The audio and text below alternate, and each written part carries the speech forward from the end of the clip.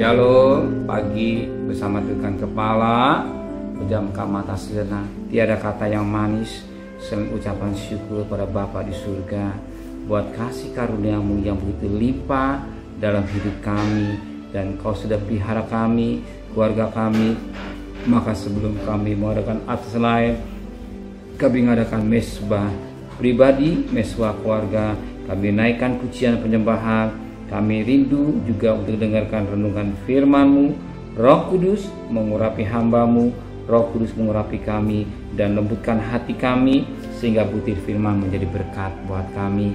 Dan kami juga menaikkan doa syafaat kepada Tuhan. Haleluya, amin. Shalom. Pagi, mari sama-sama kita membuka Yohanes pasal 11. Yohanes pasal 11 ayat 45 sampai ayat 57. Yohanes pasal 11 ayat 45 sampai ayat 57. Bersepakatan untuk membunuh Yesus. Banyak di antara orang-orang Yahudi yang datang melawat Maria yang menyakitkan, menyaksikan sendiri apa yang telah dibuat Yesus percaya kepadanya.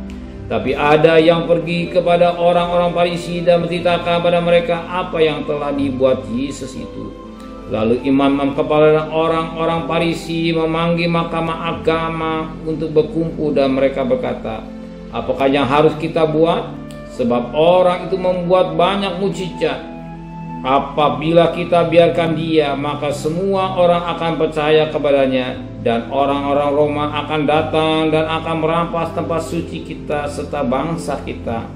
Tapi seorang di antara mereka, yaitu Kayafat, imam besar pada tahun itu, berkata pada mereka, kamu tidak tahu apa-apa dan kamu tidak insaf, bahwa lebih berguna bagimu jika satu orang mati untuk bangsa kita daripada seluruh bangsa kita ini binasa. Hal itu dikatakan bukan dari dia sendiri, tetapi sebagai imam besar pada tahun itu ia berbuat bahwa Yesus akan mati untuk bangsa itu. Dan bukan bangsa itu saja, tapi juga untuk mengumpulkan dan mempersatukan anak-anak Allah yang tercerai-berai.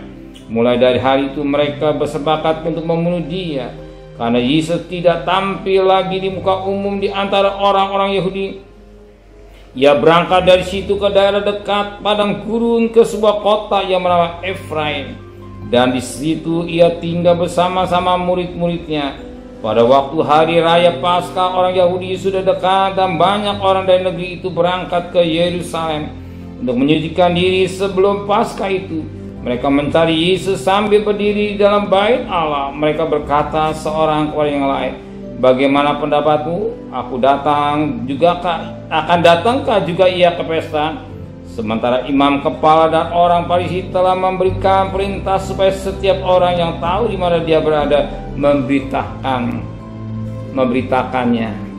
Kita perhatikan mutiara yang indah pagi hari ini. Kita perhatikan pada ayat yang ke-52. Dan bukan untuk bangsa itu saja, tetapi juga untuk mengumpulkan dan untuk mensatukan anak-anak Allah yang tercerai-berai. Dan jelas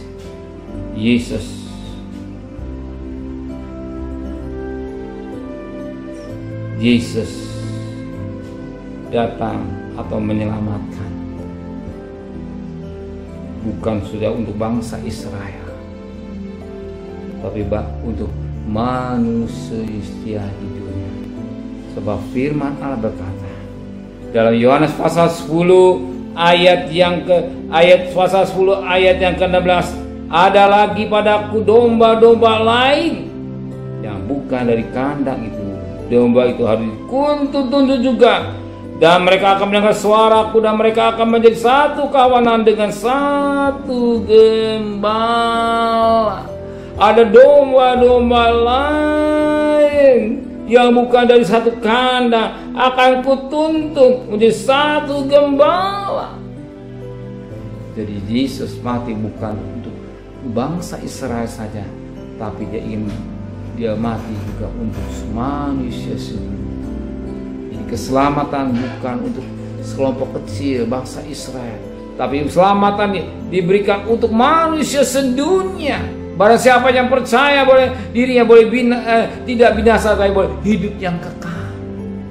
Maka dikatakan tadi firman Allah pada ayat 52, dan bukan untuk bangsa ini saja, tapi juga untuk mengumpulkan dan mempersatukan anak Allah yang tercerai berai.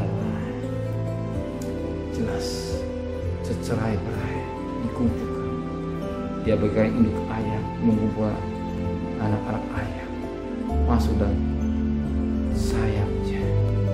Ya, dia tidak mau satu manusia binasa, tapi manusia boleh diselamatkan. Bukan hanya sekecil, tapi semua boleh diselamatkan, boleh menerima Yesus sebagai juru selamat. Itu kematian yang dia kerjakan. Bukan saja kita diselamatkan, tapi ingat juga mereka yang belum diselamatkan. Apakah saudara tidak terbeban dengan anak saudara yang sudah jauh, yang belum mengenal famili, keluarga, siapa saja saya tidak tahu persis. Hanya saudara yang tahu. Yesus mati bukan buat sekelompok kecil, tapi untuk manusia dunia. Barang siapa yang percaya dia boleh diselamatkan. Amin. Benar Bapa di surga, Engkau mati, Engkau sebagai gembala yang agung yang baik, mengumpulkan domba-domba yang lain untuk masuk dalam satu gembala. Terima kasih Bapa di surga.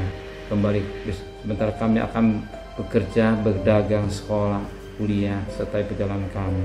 Pergi dengan selamat, pulang selamat, dan kembalikan besok pagi dan tubuh yang sehat, dengan tidak kurang satu apapun juga. Berkati Bapak Presiden, Wakil Presiden, para menteri, para gubernur, para bupati, para wali kota, para camat, para lurah, para RW, para RT, para medis, para relawan, para TNI, para Polri, bahkan mereka-mereka yang berjuang guys supaya melawan virus corona. Berkati keluarganya, berkati hidupnya. Pandemi merubah jadi endemi, dan ekonomi negara kami tetap diberkati oleh Tuhan. Terima kasih Bapa di surga. Saudara kekasih, terimalah berkat nikmat dari Allah Bapa, cinta kasih sayang dari Tuhan Yesus Kristus, dan berkat Roh Kudus nyertai saudara hari ini sampai Maranatha, Tuhan Yesus datang. Yang cinta dia katakan amin. Tuhan memberkati.